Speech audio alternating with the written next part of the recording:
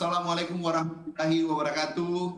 Om Swastiastu, Namo Buddhaya, salam kebajikan. Selamat siang dan salam sejahtera bagi kita semua. Yang kami hormati PJ Gubernur Jawa Timur Pak Adi Karyono, diwakili oleh Pak Sekprop. Yang kami hormati CEO Tribun Pak Dahlan Dahi, sahabat saya. Yang kami hormati Direktur Pemberitaan Tribun.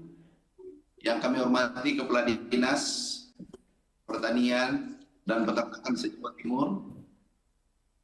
Yang kami hormati para narasumber, terus Pak Edi Susilo.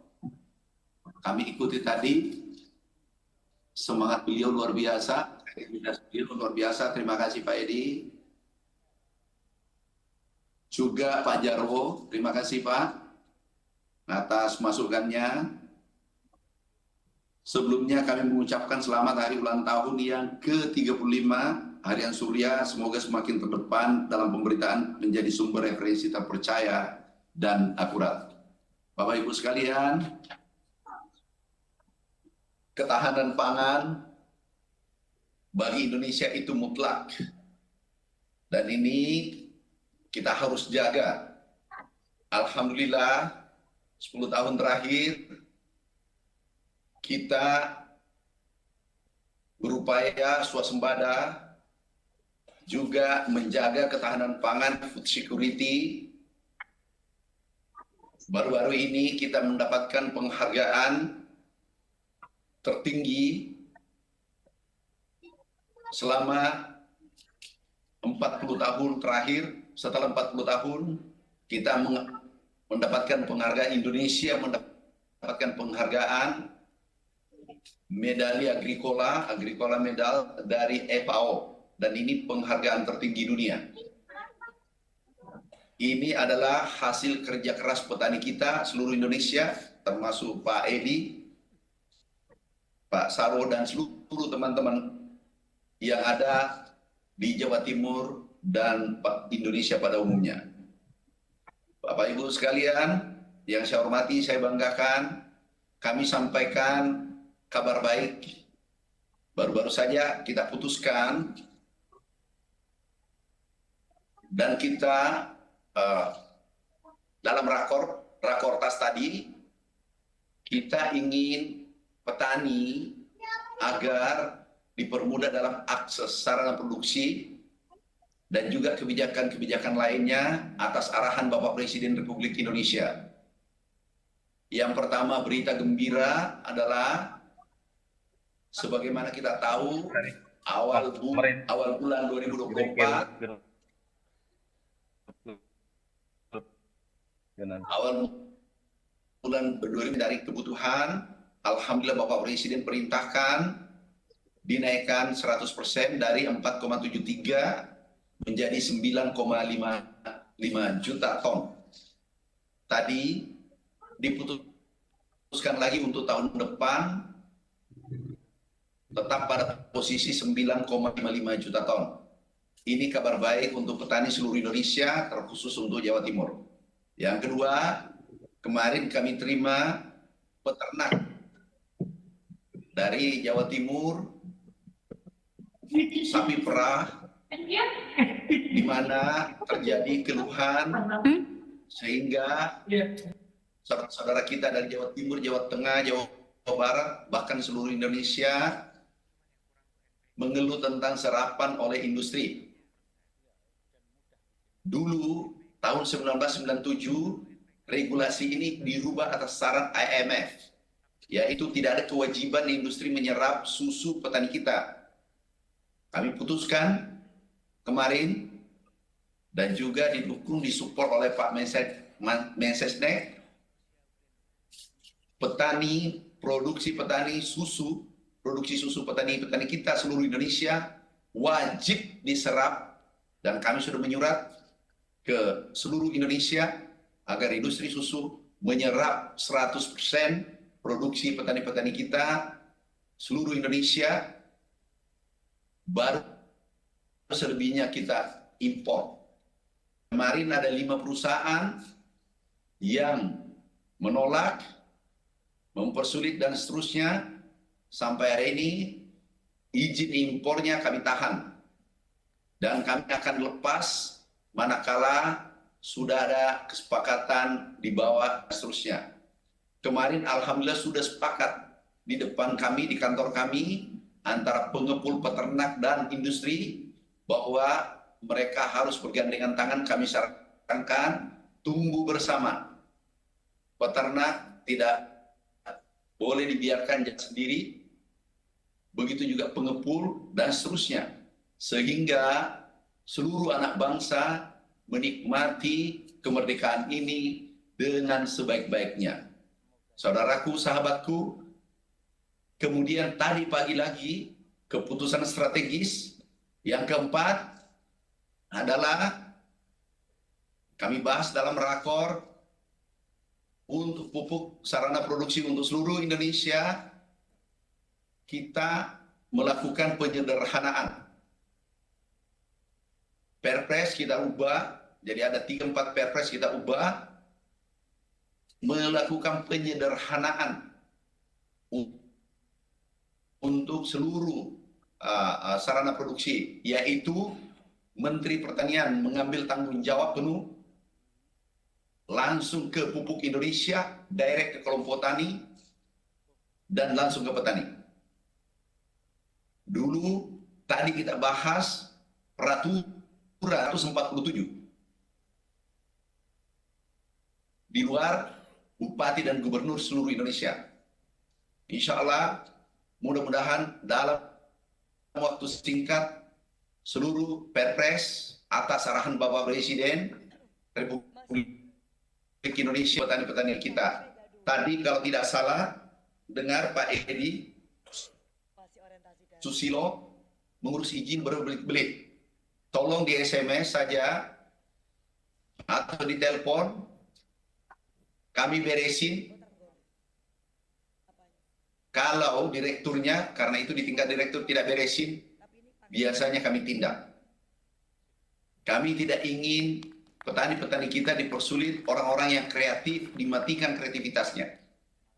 Kami terbuka kesempatan, kita ketemu, kami kalau tidak salah kunjungan hari Kamis, kami ingin melihat langsung di lapangan kondisinya peternak sapi perah kita.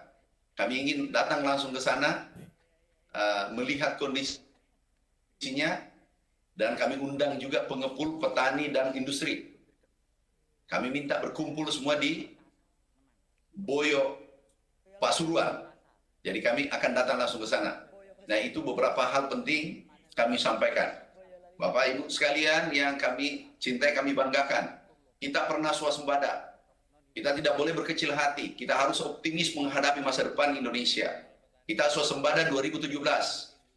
Swasembada 2019, 2020, dan 2021. Itu kita swasembada 4 kali. Untuk beras, kemudian dulu kita impor terus-menerus bawang merah, sekarang tidak pernah lagi, 7-8 tahun terakhir tidak pernah impor bawang merah. Kemudian ayam, telur, ini swasembada bahkan kita sudah ekspor. Mudah-mudahan kalau kita fokus pada beras, karena ini vital. Karena pangan atau beras bermasalah, negara bisa bermasalah. Oleh karena itu, kita fokus menyelesaikan beras, jagung yang strategis. Strateginya adalah kita bertransformasi dari pertanian tradisional menuju pertanian modern. Kita bertransformasi pertanian tradisional menuju pertanian modern. Kita tahu sekarang ini kita butuh pangan minimal kalau swasembada 34 juta ton. Baru bisa mencukupi penduduk kita. Nah, pendekatannya adalah ada 2, ekstensifikasi dan intensifikasi.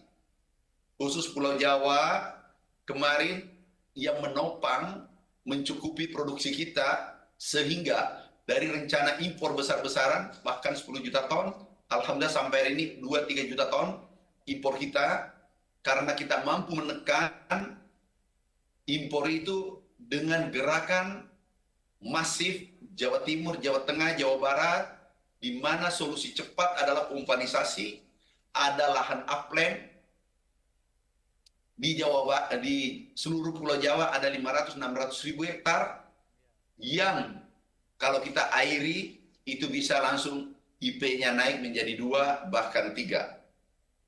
Ada kita pompa sungai-sungai yang masih terairi yaitu Begawan Solo, Cimano, Musi. Ini kita lakukan pembenisasi dan ini bisa kami tunjukkan pompa puluhan ribu kami turunkan. Ini karena kita tahu ada El Nino, ada climate change yang begitu dahsyat. Dan ini tekanannya luar biasa, bukan saja di Indonesia, tapi juga di China, Vietnam baru kami pulang, juga di negara lain terjadi. Ini yang kita antisipasi, sehingga pada saat itu kami dipanggil Bapak Presiden, Pak Mentan apa solusinya? Saya katakan Pak, solusi cepat adalah pompanisasi. Kalau cetak sawah itu butuh waktu yang lama. Alhamdulillah hasilnya setelah kami refocusing anggaran, 1,7 triliun karena anggaran sudah diketuk nggak bisa diubah lagi, sehingga kami refocusing anggaran, biaya perjalanan dinas, seminar, pertemuan, perbaikan gedung, rapat di hotel, kami tarik, pindahkan beli pompa untuk Jawa Timur, Jawa Tengah, khususnya Pulau Jawa. Lampung, kami belikan pompa untuk menaikkan IP kita di saat musim kering. Di mana bulan Agustus musim kering bertepatan dengan El Nino, overlap. Jadi tekanannya luar biasa. Alhamdulillah hasilnya, ini data hasil bukan dari pertanian.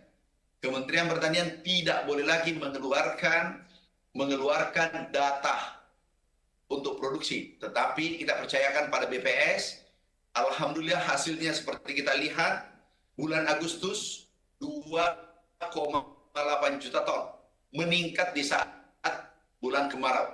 Harusnya jauh di bawah daripada tahun lalu.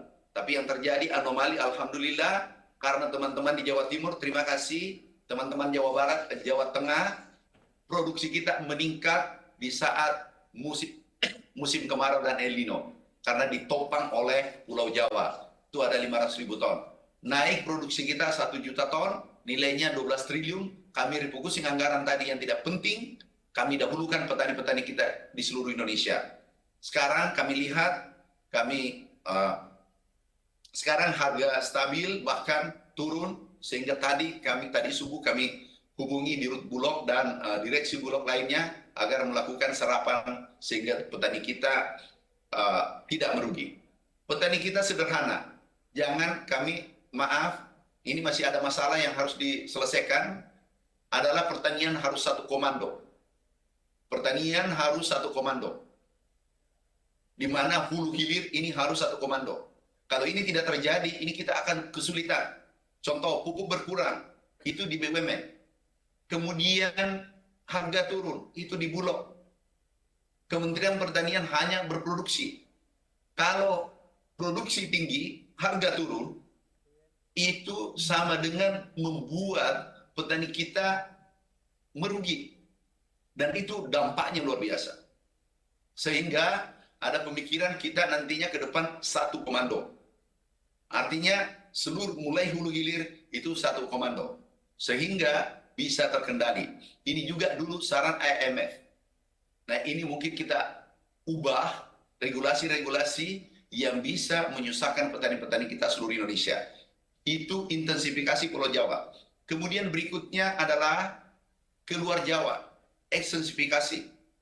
Kami rencanakan 3 juta atas arahan Bapak Presiden, ini gagasan Bapak Presiden, rencanakan 3 juta hektar seluruh Indonesia.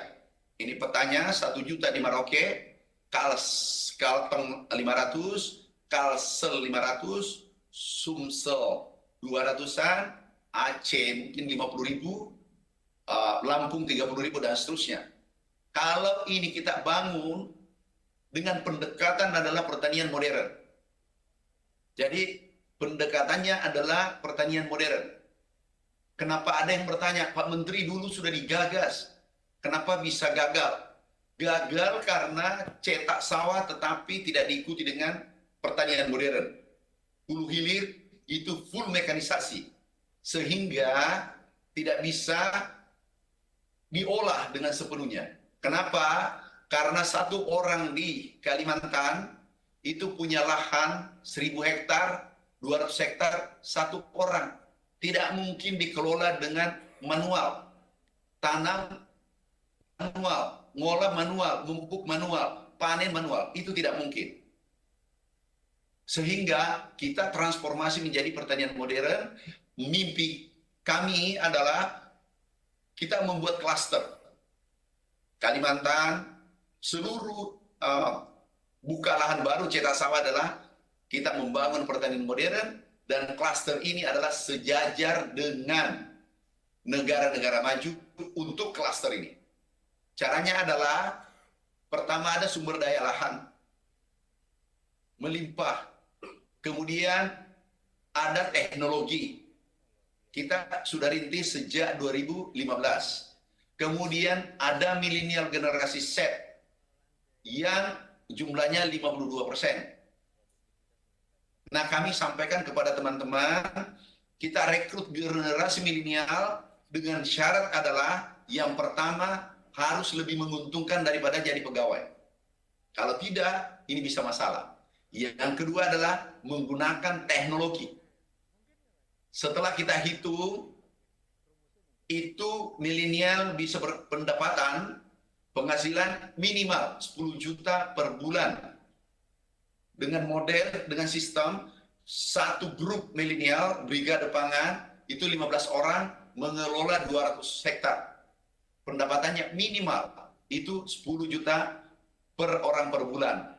Artinya, kalau jadi pegawai 3 juta, pegawai honor 2 juta atau 4 juta, di atas standar daripada pegawai. Baru bisa kita berhasil merebut hati generasi milenial. Tanpa memberi keuntungan yang baik, tidak mungkin bisa berhasil. Bapak Ibu sekalian, saya selalu katakan, petani beri ruang untuk untung, pasti berproduksi. Beri ruang untuk untung, lindungi mereka, kita kawal sarana produksi, dan Bapak Presiden sudah perintahkan pupuk direct, kemudian regulasi yang berbelit-belit, itu akan disederhanakan. Bapak Ibu sekalian, kami bisa tunjukkan yang di Merauke, ini sudah dikerjakan. Di Merauke bisa kita tunjukkan, ini Merauke ada 40.000 hektar, kita uji coba dan berhasil. Dulu kami rintis di tahun 2016. Karena ada perintah Bapak Presiden, swasembada mutlak. Sehingga kami rintis sejak 6 bulan, 7 bulan yang lalu, alhamdulillah sekarang sudah menghasilkan. Kemarin Bapak Presiden komunikasi langsung dengan petaninya. Dulu produksi 2 ton, alhamdulillah naik, hasil wawancara Presiden dengan petaninya langsung, itu 7 ton per panen. Dan dulu tanam 1 kali, sekarang alhamdulillah sudah bisa tanam 3 kali. Minimal 2 kali. Juga kami tunjukkan di Kalimantan Tengah. Ini Kalimantan Tengah, masa depan pertanian kita bisa lihat, ini dirintis sejak Orde Baru. Ada irigasi tetapi tidak ada sawah. Nah, ini pentingnya kolaborasi. Egoisme sektoral, ada yang menganggap lebih penting, itu kita singkirkan dulu, kita hilangkan dulu. Semua penting, masyarakat penting, petani penting, peternak penting, pemerintah penting, PPL penting, semua penting. Jadi satu kesatuan. Tidak ada sukses bisa kita tembus, bisa kita raih dengan seorang diri tanpa dukungan semua pihak yang terkait. Kami ke sana, saya katakan, kita mulai, kita kerjakan. Karena kalau kita hanya bernarasi, hasil tanpa action, hasilnya akan nol. Sia-sia. Ini sudah dikerjakan. Merauke sudah, ini kurang lebih 2000. Jadi kita kerjakan, membuat narasi, saudaraku, sahabatku, bernarasi muda. Yang saya tahu, yang saya pahami, karena kami dulu PPL. Ini bisa kami tunjukkan, nih foto kami dulu PPL. Penyuluh lapangan. Jadi kami ngerti, ini foto kami di saat kami PPL. Jadi kami katakan, tidak ada yang tidak bisa, yang ada sulit. Tetapi kalau kita sibuk memperdebatkan yang tidak penting, sukses itu sulit kita raih. Bapak Ibu sekalian, kami tunjukkan Sumatera Selatan juga sudah digarap. Nah, nanti kita kolaborasi. Tidak ada yang lebih pintar, tidak ada lebih penting berikan kritikan konstruktif pada pemerintah. Itu kita butuhkan. Dan memberikan solusi. Ini Kalimantan, Sumatera Selatan. Rencana kita 98.000. Alangkah ironisnya di sana melimpah air. Kalimantan melimpah air setiap tahun. Sumatera Selatan melimpah air setiap tahun. Merauke melimpah air setiap tahun. Lahannya luas, hamparan luas. Tetapi tidak digarap. Dan itu sudah digarap sejak Orde Baru. Mudah-mudahan ke depan, dalam waktu arahan Bapak Presiden, 4 tahun swasembada kembali. Kami yakin, mudah-mudahan sebelum 4 tahun kita rebut kembali. Karena kita sudah pernah swasembada.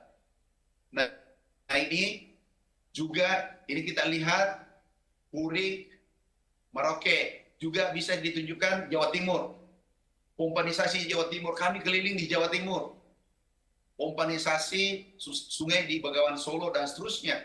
Ini Jawa Timur. Kami berikan pompanisasi ribuan. Jadi Bapak Ibu sekalian, mari kita gandengan tangan untuk merah putih. Sekarang dunia lagi krisis pangan. Dunia krisis pangan. Kita lihat 50 negara kelaparan. Kemudian ada 725 juta penduduk dunia kelaparan dan kekurangan gizi. Indonesia stunting 21%. Saatnya kita bekerja. Gandengan tangan untuk merah putih. Bapak Ibu sekalian, dulu Bung Karno di saat mendirikan IPB, jurusan IPB, bukan IPB, 27 April 1952, mengatakan mati hidupnya suatu bangsa tergantung pangan. Pangan bermasalah, negara bermasalah. Ingat, kalau krisis ekonomi terjadi, itu biasanya pertanian perkebunan tumbuh dengan baik. Kalau ada krisis kesehatan, COVID-19, masih bisa kita atasi. Tapi kalau krisis pangan yang melanda dunia, Indonesia, itu berbahaya dan itu bisa terjadi konflik sosial di antara kita.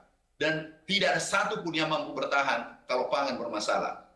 Bapak Ibu sekalian, kami ucapkan terima kasih saudaraku, sahabatku yang ada di forum ini. Kami minta maaf karena kami sebenarnya rencanakan datang langsung. Tetapi tadi maraton Rakortas, acara kami tadi subuh mulai 5:30, 5:30 kami sudah di kantor. Dan tidak ada hari Minggu, tidak ada hari Sabtu, tidak ada tanggal merah buat kementerian sampai mencapai swasembada. Ini adalah harga diri bangsa, ini adalah pekerjaan kita semua, bukan pekerjaan menteri. Kami menteri pertanian saja. Ini negara kita harus jaga, kita tidak boleh ego. Masih ada generasi berikutnya ingin melanjutkan perjuangan kita. Kita hanya mengawal ini agar bisa swasembada pertanian menjadi tangguh ke depan. Satu selalu kami minta, tolong jangan diganggu karena ini adalah ekonomi rakyat kecil. Jujur, kadang kami kelihatan tega. Baru-baru ini ada yang melapor, tolong kalau ada Jawa Timur juga masalah, lapor langsung ke menteri. Nomor kami sudah bagikan ke media. Ada yang melapor mengatakan ada fee di pertanian. Kami cek, kami temukan, malam kami temukan, dilapori, calon bupati, juga ada rektor, mantan rektor, melaporkan. Alhamdulillah kami langsung tindaki, kami copot. Dan salah satu yang kami copot adalah seorang anak angkat pejabat di Republik ini. Tapi kami tidak boleh kompromi karena bukan karena pribadiku. Tapi ini demi kelangsungan pertanian Indonesia, kejayaan pertanian Indonesia. dan kami copot 4 dan sebentar lagi, maaf, ada Pak Dardak, aku lihat dari kamera, Pak minta maaf sebentar lagi, ini ada sebentar lagi itu ada dari Jawa Timur, Jawa Tengah, dari Sumatera, mungkin kami blacklist. Aku minta maaf, manakala ada yang mengenal nanti, mungkin dalam waktu dekat 1 minggu, kami blacklist dan tidak boleh lagi ikut tender di pertanian. Karena ikut tender tetapi memberikan bahan yang palsu untuk petani. Bayangkan petani kita sudah modal pas-pasan, kami anak petani, kami lama miskin. Jadi kami mengetahui denyut nadi petani Indonesia, sehingga kami tidak ingin membiarkan petani jalan sendirian. Dan bila kami mengkhianati petani, aku berani tinggalkan tempat kursi kami yang kami duduki sekarang. Insya Allah kami ingin mengabdi untuk Merah Putih. Pak Edi, aku bangga dengan Bapak. Nanti Kamis kalau tidak salah, kami ketemu peternak susu Pak Sarwo. Kalau tidak salah kita ketemu di sana, kita diskusi. Aku senang dengan ide-ide Bapak, kreativitas Bapak. Bapak dibutuhkan negara, bukan dibutuhkan Menteri Pertanian, tapi negara membutuhkan orang-orang yang punya idealis, yang punya kreativitas. Kita harus bantu. Kita tidak boleh mengatakan dia siapa, dia punya backing siapa. Enggak boleh. Kita harus samakan seluruh anak bangsa.